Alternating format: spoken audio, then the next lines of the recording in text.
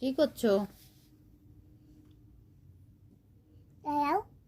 না দাঁড়াবো না, তুমি বলো কি করছো? কি করছো? হ্যাঁ, দুষ্টুমি হচ্ছে কি? আমি তাকে দিয়ে দিতে। খাবার সব নষ্ট করে দিয়েছো?